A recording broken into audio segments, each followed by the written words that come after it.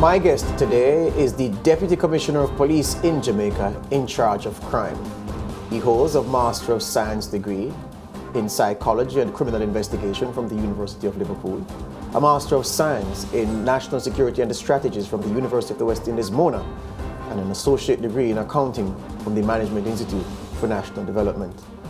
In 2021, he was conferred with the Order of Distinction Officer Class, and in this year, he celebrates 38 years as a member of the Jamaica Constabulary Force. Fitz, welcome to the conversation, sir. Thank you. I'm going to start in an unusual way by asking, as an individual, waking up to the police blotters that I'm sure you have on your various devices or whatever means of communication that it is shared with you by, and seeing the numbers, crime here, killing here, multiple shooting here, this there, that there. How do you as an individual, Fitz Bailey as the man, the father, the family man, how do you process, how do you deal with this daily, the constant bloodletting day by day? First of all, it is very depressing for me as an individual, as a Jamaican, when I consider how we slaughter our fellow men and women without any justifiable reason. But as a professional, I have to learn to divorce my emotion from those issues. It's a very difficult job to do, because at the end of the day, you're a human being. Mm-hmm. So I give you an example. We get report at midnight on the activities. Sometimes when I get those reports, I do not sleep for the rest of the night. Because as a member of the JSAFE and several other members, we carry the weight of the crime, is almost the weight of this country on our shoulder every day. So no wonder many of our officers, they suffer from different diseases, lifestyle diseases, because of the pressure that they are under every day. When you consider the fact that we not only talk about it, we go to the scene, we interact with the victims, we see it every day. I went to Old Harbour on Sunday, and I can just say what my day was. I got up, went to church, came back from church, just about to get some relaxation, decided to sleep for 1 hour, then I'll take my daughter somewhere. I had to abandon all of that, went to Old Harbour. I saw the pain of the people that lost their loved ones. And these are things that we deal with every day. It's a difficult task, but someone has to do it. I went to my doctor some years ago, and he said it's a cruel situation for one person to be working whilst you're not on leave, and you have certain area of responsibility, be it a divisional commander, a area commander, a portfolio person in charge of a portfolio. For the period that you're not on vacation, 24 hours, 7 days per week, you're on call. It's a very difficult job. But over the years, you have worked and you are prepared for it, and we are handling it well. Another factor is the issue of when we start to treat human beings as statistics. I am worried, I am troubled by that. Yeah. Because people are so much concerned about the statistics, but human beings are greater than statistics. Yeah. And we need to see human beings as human beings. We crunch the numbers, we look at them. I mean, on a daily basis. Just this morning I was talking to one of my colleagues, Deputy Commissioner. I said, when you look at the figures, where today will we supersede what last week figures? And we look at all the possibilities. How do we mitigate, create programs that mitigate people engaging in violence? And it's really a challenge. And when a man does, a teacher, a banker, or any other profession, they end their tour of duty. That's it for them. Our tour of duty never ends as long as we're a police officer. You know, it was important to ask that question because based on how people in the public domain react to police personnel, it's as if they, or we the citizens, believe that we feel something in the aftermath of a violent criminal incident that police don't feel. It's almost as if we are outraged that one man could slaughter 5 people in a house, or somebody drives up and some men are playing dominoes and he shoots everybody in the bar. And we, the citizens, feel outraged and we lament that how can mankind be so wicked? And at the same time, it's as if we don't believe that the police themselves, who are human beings like us, feel the way we do and carry this burden. And it's worse for them because they're the ones working and then being told by the public, being made to feel like the public as if you're not doing anything and you just go to work every day to pass time, you're not investigating, you're not trying. And that's why I asked you to give me the reflection, because I know the weight, DCP, that the police is carrying is heavy.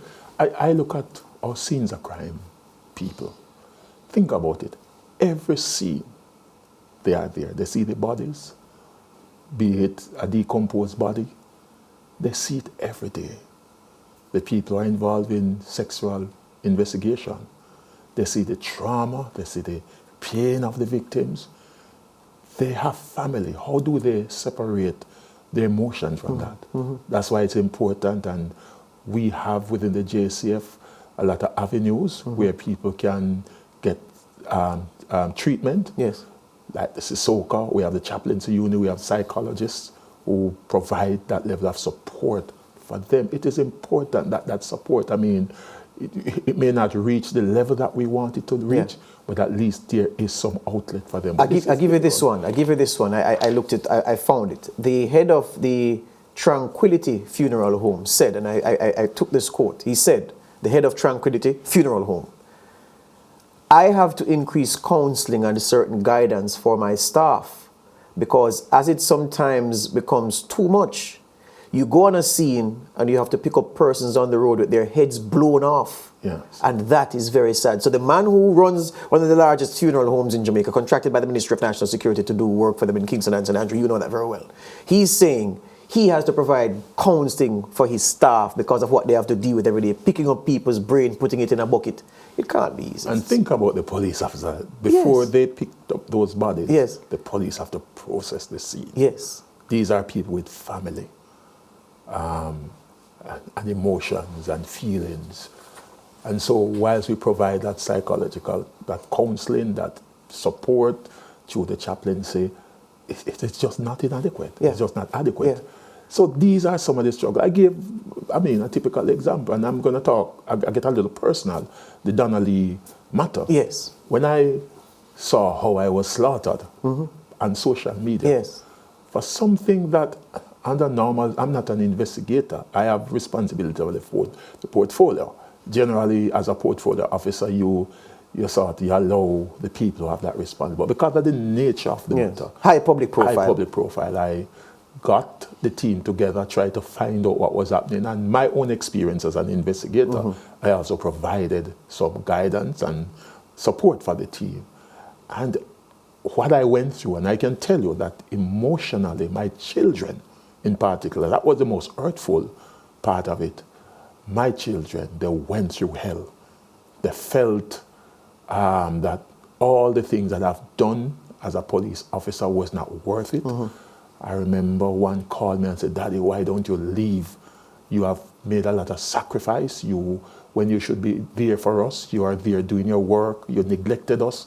And now this is the thanks that you are giving. It was very traumatic. When you were getting the public criticism for the investigation. Yes, it was very, very difficult. It's one of the most difficult for my children. I can't deal with the blows, but my children, because they know who I am, they know the commitment, and I'm not the only person who goes through that. A lot of officers do go through this type of experience because, as I said to somebody, they need to try to find out what is the life of a policeman.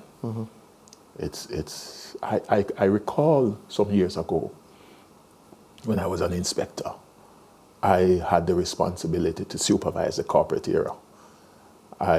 We had duties where officers from non-geographic division, and I remember that Friday night I started, and when I got a murder, double murder at Maxfield Avenue. There was one when I went, I saw one of the bodies, the M16. I mean, that it's like it was elastic, how the body was damaged. You witness the body being transported. Before I left there, there was another murder in Papine. And then right across the corporate area, you're just moving from one scene to the other. I remember there was one, Weymouth Drive, and I got so overwhelmed with what was happening. I must admit that I cried. It's not something, policing is not for the weak heart. But I just... You broke down. Broke down. Which year was this? That was in the 90s. 90s. About 1 o'clock, I just couldn't take it anymore. I turned off my radio and I just went home. It's like I was broken. And I think what we have in Jamaica is a crisis. And we continue to play around with violence. We continue to treat it in an ad hoc way. I think if we are going to treat with the issue of crime and violence, and a lot of people have been saying it, and I have been saying it, the JCF has been, there has to be that joined up approach. I believe that there are some things, and I'm not going to afraid to say that there are some things should not be used as a political tool. Crime and violence, national security, education, there needs to be consensus on those two issues as well as health. And that strategic policy that must be developed jointly, and whichever government is in power, you implement that. We implement that. That's the only way. And sometimes one may argue, you're a police officer, but as a police officer, I think I can speak on public policies. And I think these are issues that must be dealt with in that way. This is about Jamaica. This is about all of us. Irrespective of where we work, this is where I live. I have no plan to leave Jamaica. I love my country. If I wanted to migrate, I would have done it a long time ago. So these are the real challenge, crime and violence. We have to confront it for what it is. All right. Good opening segment. Let's take a break. When we come back, we get into the how, talking about the task ahead of the police, the lay of the land, and what can be done, what will be done to staunch the wanton bloodletting in this part of the world.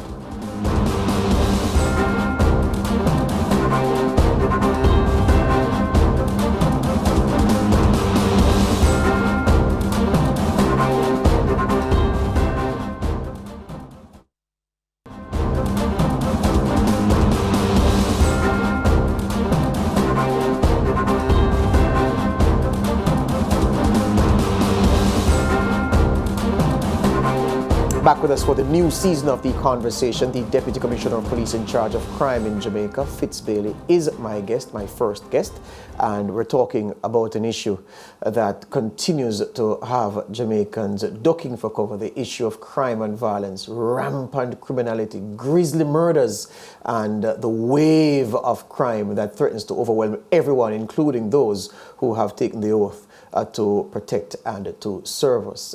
DCP, when you look at the situation where violent crime is concerned, and I see you came with your numbers, I just want to put context to what I'm going to ask by just restating the mission of the Constabulary Force. You know it very well. You know it by heart. It's for the benefit of the viewers. It says the mission of the Jamaica Constabulary Force, that mission is to serve, protect, and reassure the people in Jamaica through the delivery of impartial and professional services aimed at 1, the maintenance of law and order, 2, protection of life and property, 3, prevention and the detection of crime, 4, the preservation of peace. And the mission climaxes with this statement: we serve, we protect, we reassure with courtesy, integrity, and proper respect for the rights of all. That is the basis. Now, people will say then, if it is that over the last 25 years, we've, every year for those 25 years, aggregated over 1,000 murders. And if the feeling of violent crime, being vulnerable to violent crime, is so high, everybody feels as if it could be me, I could be next. Against that background, then the mission that the police has set out for itself people would say, well, DCP, the police is failing badly. How would you respond? Okay. If we put things into context, each organization, as they evolve, they seek to address and adjust their mission. If you go back to the time, and I'm not trying to deflect from the mission of the JCF, if we look at when that mission statement was written, etc., the whole globalization has actually created dramatic change right across the world. In the ideal situation, where the ideal condition do exist in terms of how does the police serve, for example, you do not serve within a vacuum. There are many variables that impact on the quality of service that you can render as a police officer. And these variables are, in many instances, outside of the scope of the police. For example, if we look on serving the public requires that there is the appropriate legislation in place to impact the quality of service that we do. Also, secondly, there is also the need for the requisite resources that is necessary to impact on the quality of service. Also, technological resources are, and so as the world changes, so when you look at, and we are assessed in many instances just on the issue of violent crime. The role and the function of the police changes almost on a daily basis. The JCF is the only entity that does what they are required to do, plus myriads of other things, where other entity failed. Yeah, you're asked to provide social services. That's not in your remit. Yes. We take people to hospital. You mother and father children. You raise families. Yes. We engage in social investment, social community service that requires social workers. To which do, is not your remit. Not. So when you look at the responsibility, it is difficult for us without the requisite resources, whatever. But hear me on that now. Hear me on that as you talk about the resources. So are you saying, let's put it starkly then, DCP, are you saying that at the level the JCF is resourced at this time, that at the standard of the legislative support that exists at this time, Jamaica is a 1,000 plus murder country per year? Okay. We look at, let's start with the resources. There is an effort now to resource the force. And I have to be very careful how I talk about that. The minister actually spoke about it several times, that over the years, the police force have been under-resourced. It's like you're given basket to carry water. Yes. There's no doubt about it. You go to the police stations, you see the rundown facilities, you go to the type of vehicles that the police drive. It's just poor. I mean, the condition under which they work is just not even fit for human being in some of those places. What we saw, there is a significant improvement in that, but there's a lot more to be done. So in terms of that, that is just one area. In a technologically driven world where crimes are impacted significantly by technology, there has to be that level of investment. We have not attained to that level that will create the desired impact. Legislatively, we have challenges. To get a legislation in this country, it's almost like I mean, it's a snail pace Yes. that it goes at. In other countries, within 2-3 days, Yes. there's a problem, there's a legislation to it. And in many instances, by the time the legislation is passed, it basically is reduced to something that doesn't carry the amount of teeth that is required. You're saying that by the time it passes through the houses of parliament, it's get watered down. Watered down. Okay, that's what you mean. That's it. That's it. So the requisite legislation is required, but not only that. Law enforcement, as I said, does not operate in a vacuum. The criminal justice system is very important in the way we conduct ourselves as law enforcement officers. Because if you arrest and you charge and the prosecutors are not in a line, we have to ensure that we have quality cases, etc. The prosecutorial system is important. The judicial system is important.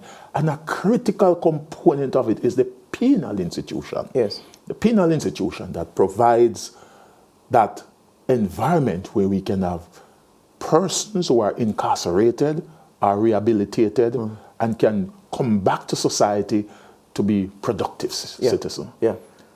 In our situation, people go into jail as a pauper and come out as a millionaire. Yes. So these are some of the challenges that we face. Yeah. So all right. So the question, you are saying that 1,000 plus murders annually. You have to look at that in the context of what it is that the police are given to prevent that reality. Is that what you're saying? Not only that. Yes. But society. Because I was going to come to that. There's a breakdown. I was going to come to that. Because DCP, here's the thing. Somewhere along the line, and well, it can't have been a gradual process, so it wouldn't have been somewhere along the line, the police lost the citizenry.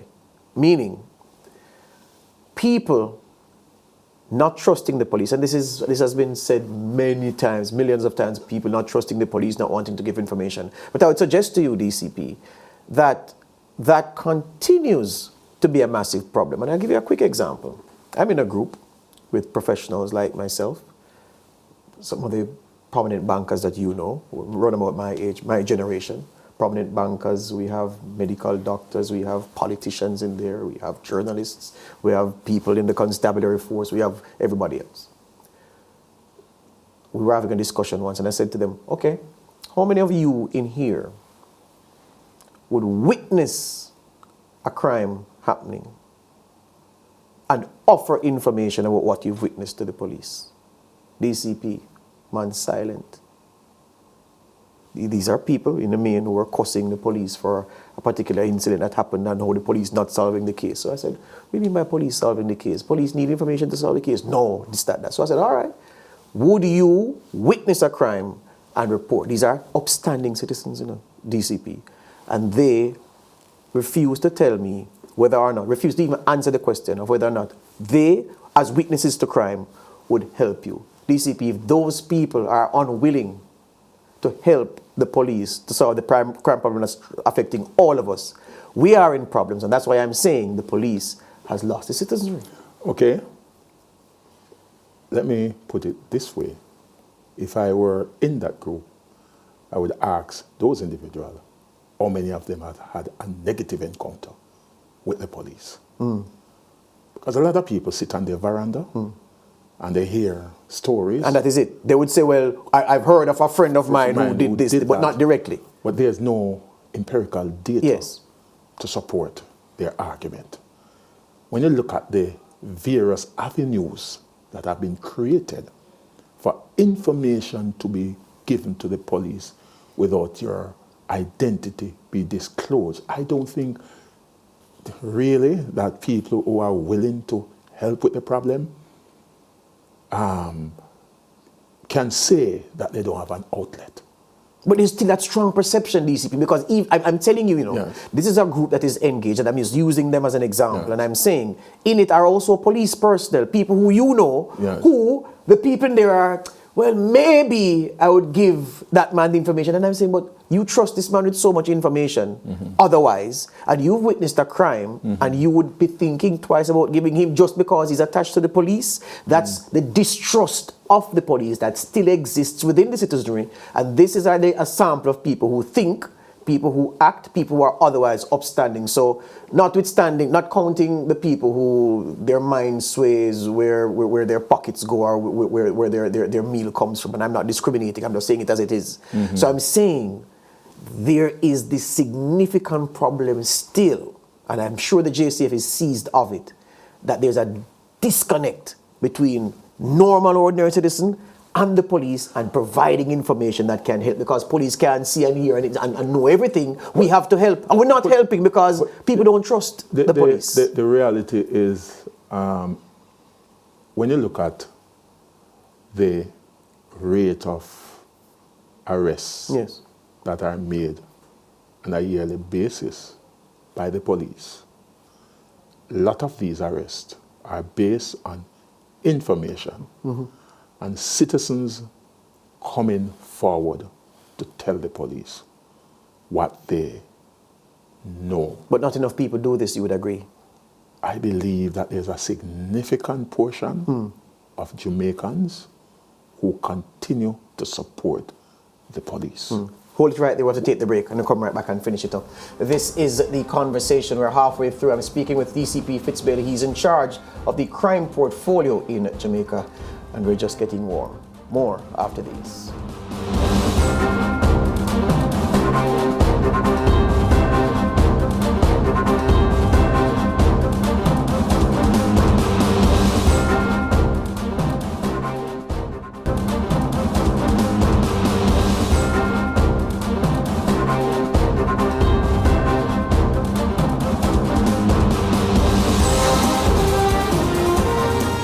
On the conversation is the season opener. My guest is the Deputy Commissioner of Police in charge of crime in Jamaica, Fitz, and we have been looking at the fabric of crime in Jamaica and violence and the work that the police have to do and how the police can do a much better job than they've been able to do over the past several years. DCP, I just wanted you to tidy up perhaps or tie up your response to the issue of trust between the citizenry and the police, where you see the deficiency, and if there's any cause for the citizenry to believe that the police is an institution they ought to trust wholeheartedly. Well, when you look at Jamaica as a society, there's a general mistrust of national institutions, from the political system to government entities. You go to certain places, you'll hear that. The point is that when we look at the figures that we have, and I go by that, we have cleared up over 465 murders since the beginning of the year, and several major crimes.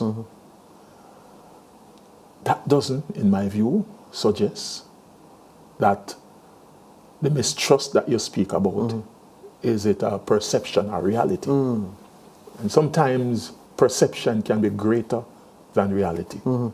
If you speak to Crime Stop, they will give you the figure that they are getting information on a daily basis that assists the police. So whilst there's the perception, there are several reports that have been done already, I don't have those with me, that demonstrate that the perception of mistrust is falling, and it's more a perception than reality. So you would say that on this day in sport, September 22, 2022, that the trust for the police and the confidence that the citizenry has in the police to give them information about a crime that they have information about, would you say it's greater today or higher today than it was 10 years ago in 2012? It is higher. As we embark on the modernization of the JCF, it is just evident. I mean, in many instances, and I want the public to know this, that when a crime is committed, within few hours, we know who are the perpetrators. The challenge that we face is the concept of inform of the dead. That's culture. And so people not willing to come forward, they will tell you, but they're not going to give you a written statement to be a part of the criminal But that's part of what I'm talking about as well. But about sharing. But that's not the police. Yeah. That's not the police problem. Yes. Because if you get the information, Yes. is the level of violence that is in the country that people are afraid of. And so because of this culture in form of the dead, Yes. That's not But the DCP police is problem. also, isn't it true that a man or a woman who doesn't give you a written statement because of fear of being victimized for doing so, in a civil society, in a normal society, someone would do that, give that information, confident in the fact that the police can protect them if someone wants to hurt them for giving information. So that's not part of the problem, you don't think?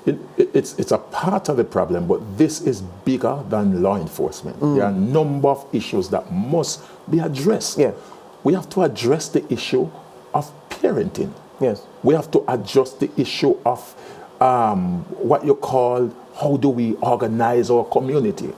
How do we construct facilities for environmental design? How do we do that? There's the whole criminal justice system where we have justice is swift and certain. Yeah. All of those issues will have to be addressed. It cannot be at the feet of the police. That is only. true. That is true, and I'm totally in support of that. But I just want to get you clear. So again, you spoke about the perception that the police is an institution that people can trust, and you said that it's higher today than it was 10 years ago, and it's improving, it's growing. Yeah. Yes. So I just wanted to be clear.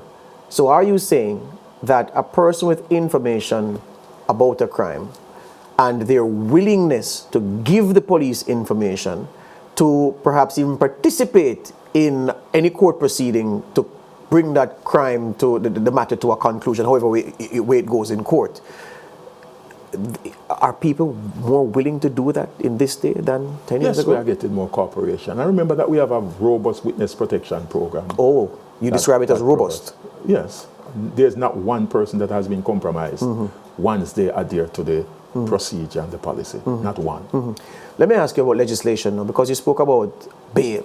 In the Bahamas, you're not the only ones with the problem. In the Bahamas, the National Security Minister has been pulling out his hair because most, I can say that with certainty, and not most, I could say the overwhelming majority of homicides in the Bahamas since the start of the year have been, the victims of those homicides have been men who are out on bail. It's a particular phenomenon. So you're in before the court answering a charge, you get bail, you go out on bail, you are killed while out on bail. Yeah? And also the problem that they have, the twin problem, the other part of it is that people on bail are also committing crimes. Jamaica is no different, because you've made the case, I've heard you in the media talking about the reoffending rate of people who are out on bail, and for that you want the Bail Act to be amended. All right. Put it this way. If I am a gangster and I'm charged and placed before the court, and you go in jail for a few days and you're back out on the road, does anyone believe that that person will desist from engaging in his gangster behavior? And that's what we are trying to say. The JSF is saying that if the man is a gangster, admitting him on bail, whatever condition you may attach, unless you are going to have police 24/7 shadowing him, Which they are not the resources to do. And there's no police force in the world that can do that. These guys are going to continue to reoffend.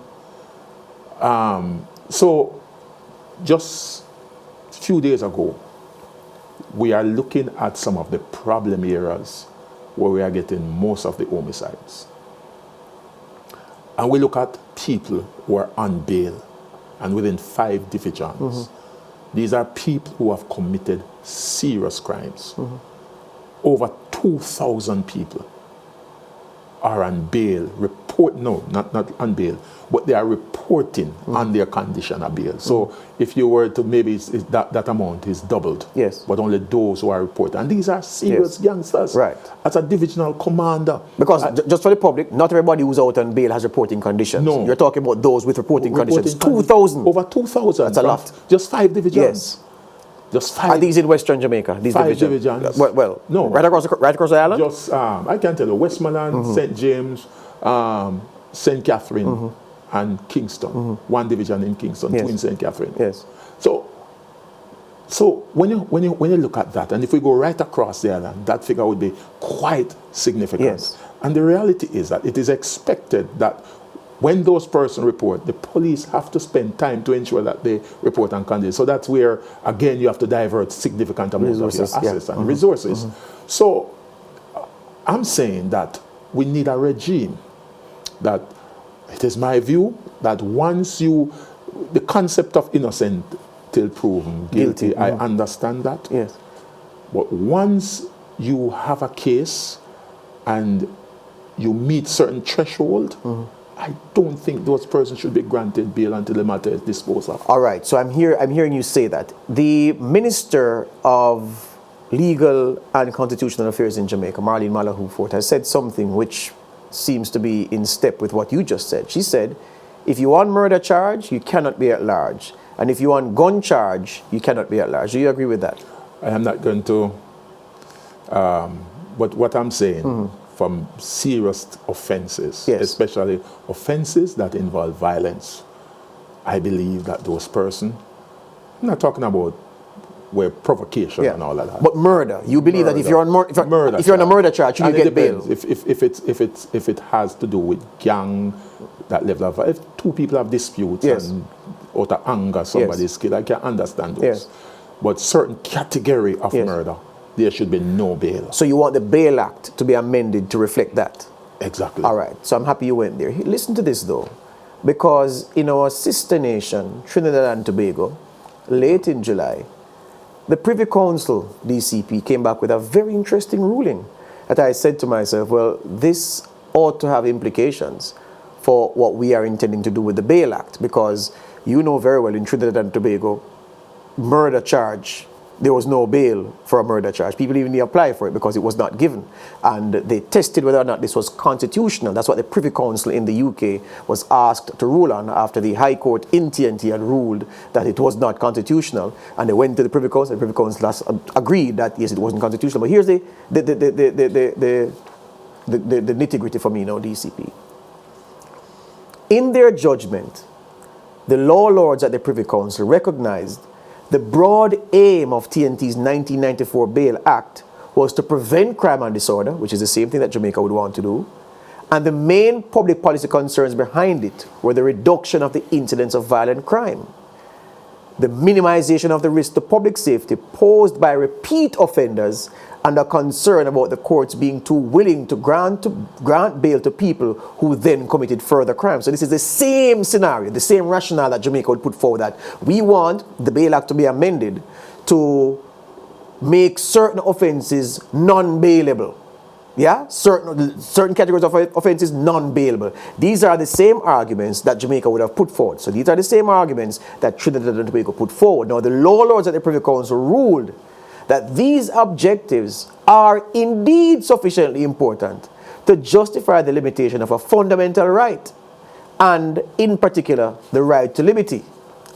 However, they said, any concerns about the grant of bail could be addressed by imposing conditions, you spoke about conditions earlier, rather than removing the discretion of the court to consider if someone should get bail. So in other words, the Privy Council ruled and said, yes, we agree that people who are out on bail for certain crimes are likely to reoffend.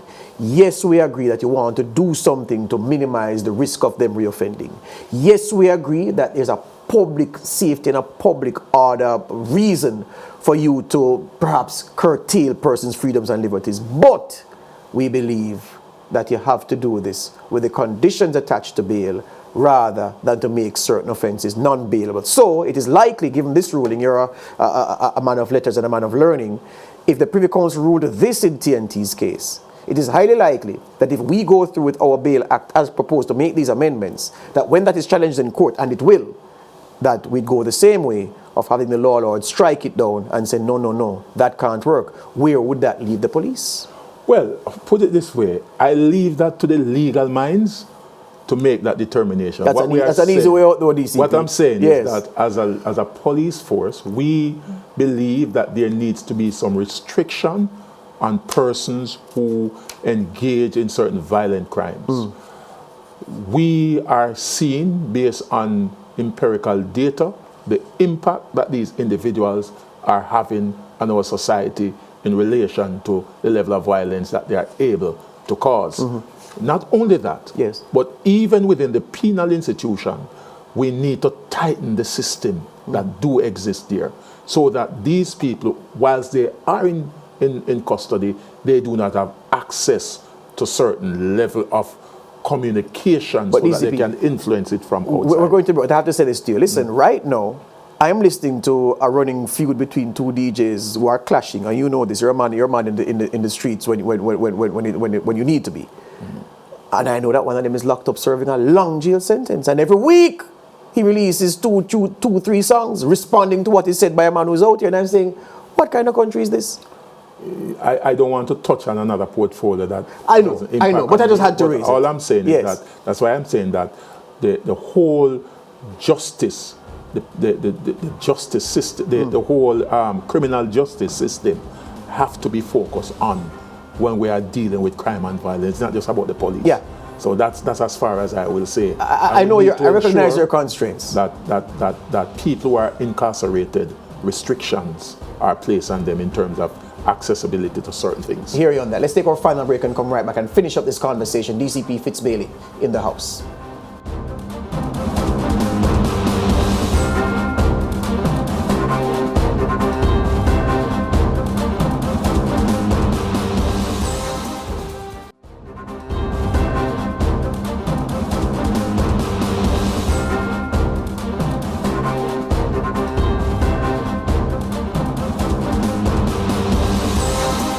Back with us on the conversation, my guest is the Deputy Commissioner of Police in charge of crime, DCP Fitz Bailey. He is the man with a lot of responsibilities on his hand, and he's soldiering on. DCP, on the issue of trust in the constabulary as a force, and I must tell you that I'm sympathetic in many respects to the work that the constabulary, to the pressure that the constabulary members come under. Given I've said this to other policemen in your chair, my father served, my uncles served, one of my older brothers served, I have cousins serving now, and I have best friends, very good friends who are serving. So I don't know if that causes me to empathize in a way that a lot of people don't. But at the same time, there are some hard realities we have to face about what the police are doing. And you know, you would remember, you joined the force in 1984. Yes. In 1986, there was a hit song by this artist Echo Minot talking about what the hell the police can do. Yes, you remember that very well, yes? And of course, he said he came here, did a show, he was driving home, the police stopped him, and when they said, "What's your name?" and he said, "Oh, Echo," he said, "The Minot couldn't come out." He said he was assaulted. He left here, whatever. But that song, many people latch on to that song when they're looking at what's happening around and what they believe the police is not doing. But here's this. Recent Don Anderson RGR Gleaner poll, DCP, found that 9 out of 10 Jamaicans have no confidence in the police chief or the national security minister. Why would 9 out of 10 Jamaicans say this, if it is indeed we have a situation where trust in the police is increasing, as evidenced by the cooperation that you've received to arrest more people were linked to crimes? You know, I can't comment on that though.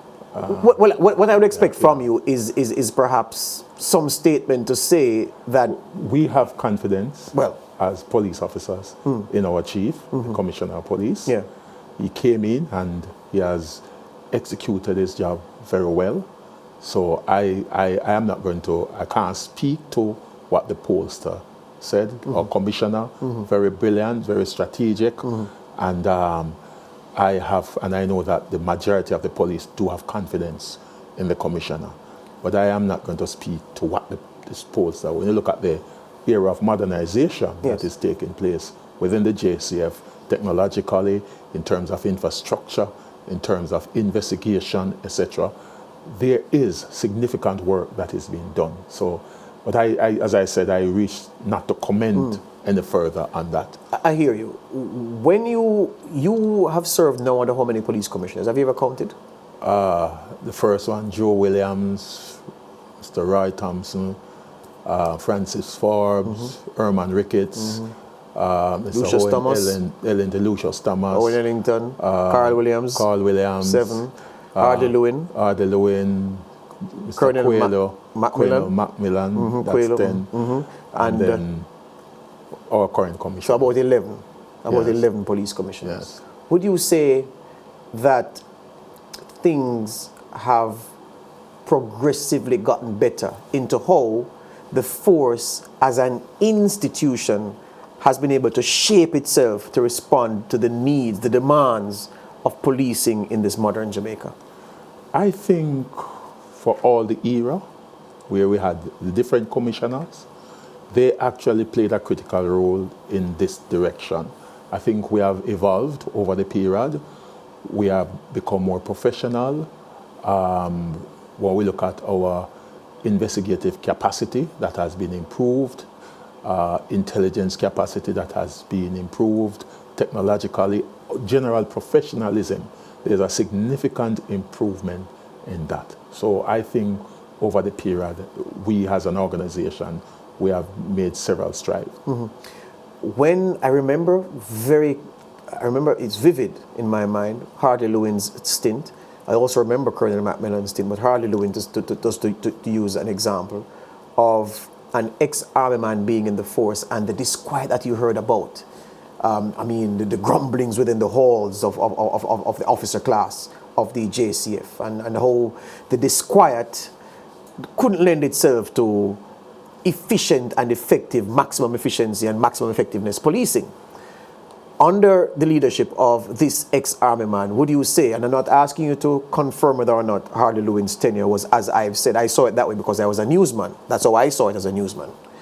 Would you say, though, that under this ex-army man, a lot of the grumbling and the disquiet there's none of that, and that the police, rather than focusing and being preoccupied with the fact that not one of their own is leading them, is focused on the job at hand?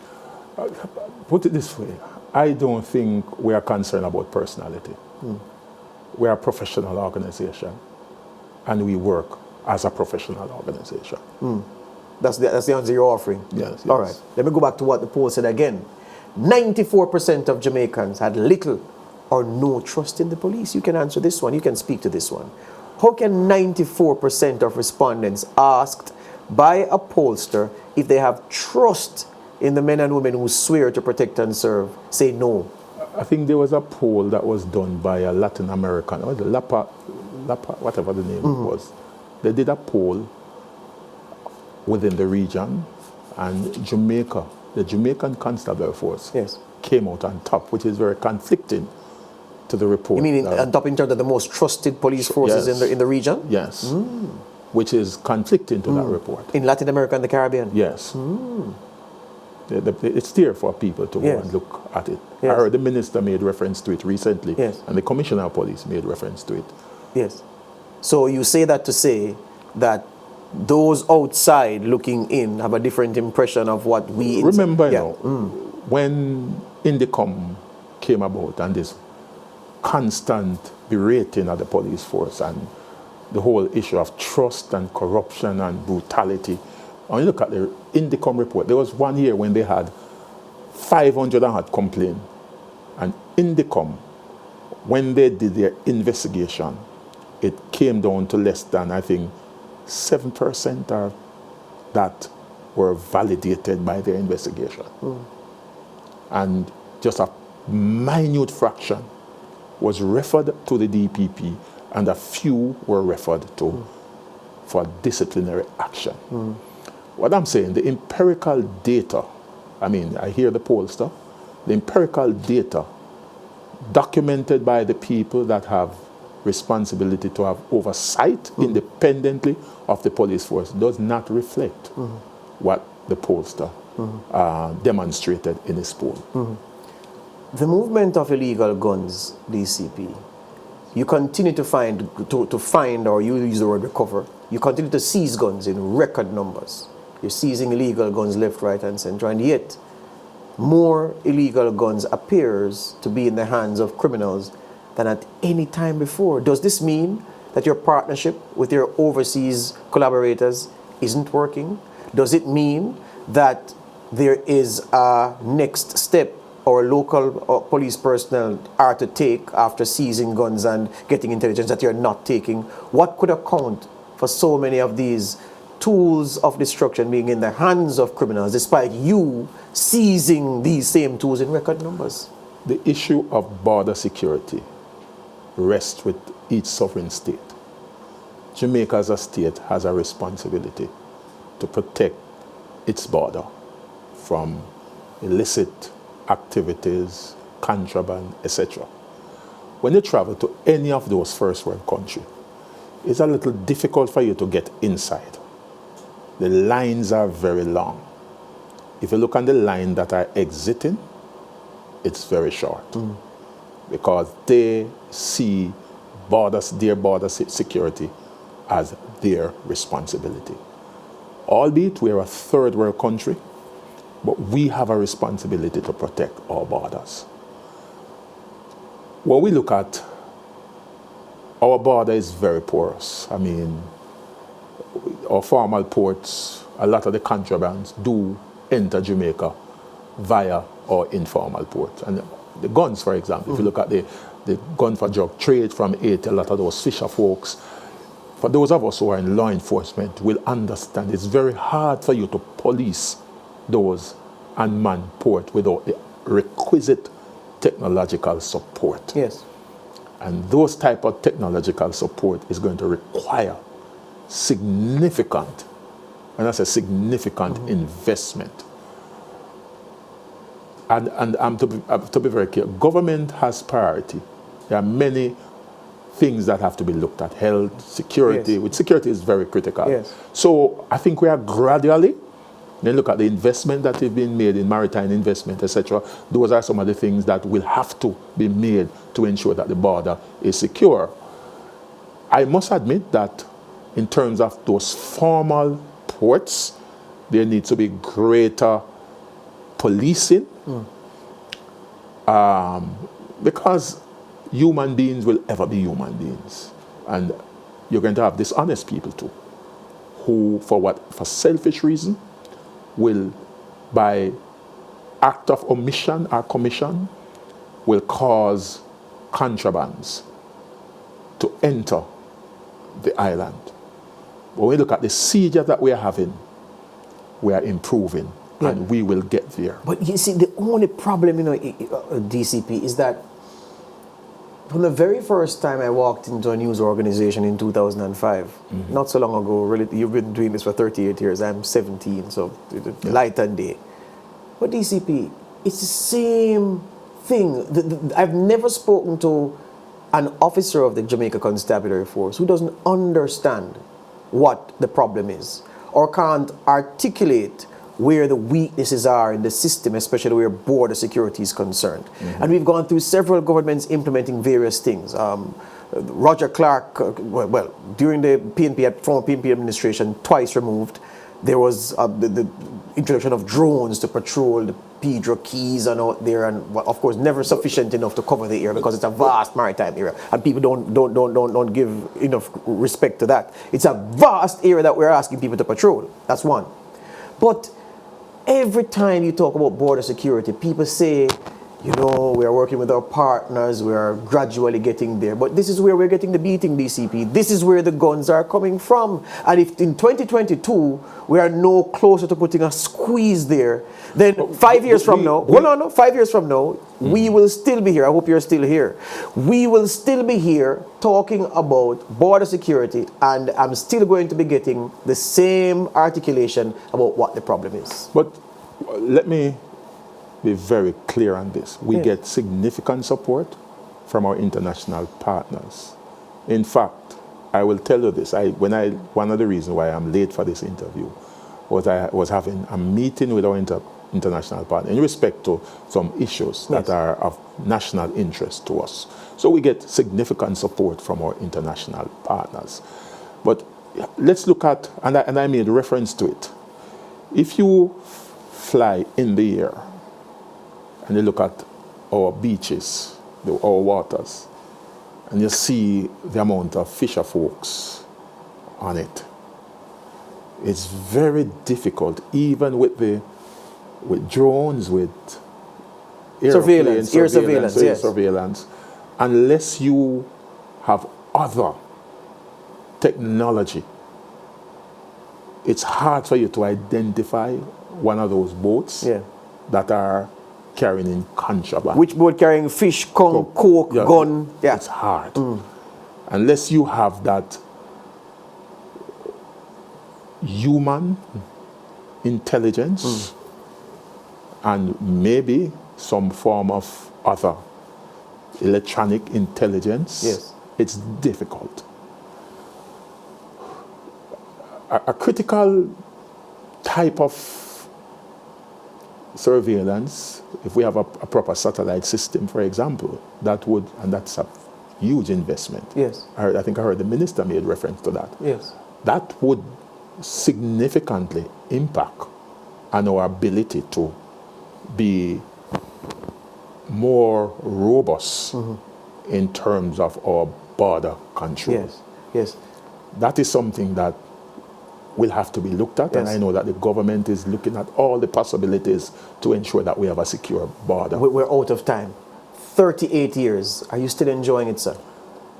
To be a police officer, it's not just a career, it's a calling to be a good police officer. And I see myself as a police who has a call. And at this time, I'm still enjoying my job. I am passionate about it. Yes. The only challenge I have, because my position as a deputy commissioner, I can't go and do some of the enforcement myself. Yes. But I am enjoying my job. DCP Fitz Bailey, OD.